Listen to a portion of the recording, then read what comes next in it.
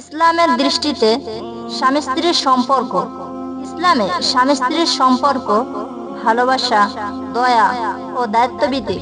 কুরআন বলেছে, তোমাদের মধ্যে শান্তি সান্ত্বনার জন্য আমি স্বামী স্ত্রী সৃষ্টি করেছি এবং তাদের মধ্যে ভালোবাসা ও দয়াও সৃষ্টি করেছি।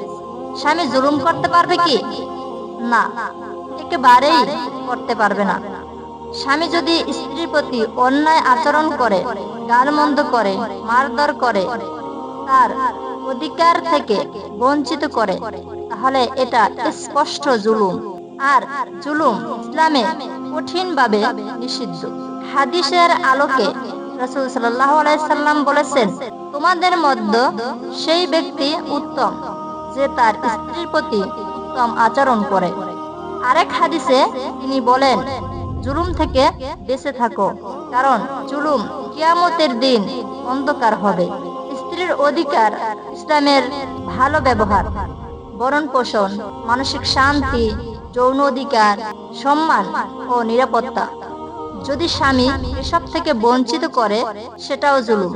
আল্লাহ আমাদের এই জুলুম থেকে বিরত থাকার তৌফিক দান করুন। ভিডিওটি যদি ভালো লেগে থাকে, অবশ্যই চ্যানেলটি সাবস্ক্রাইব করে সাথে থাকুন।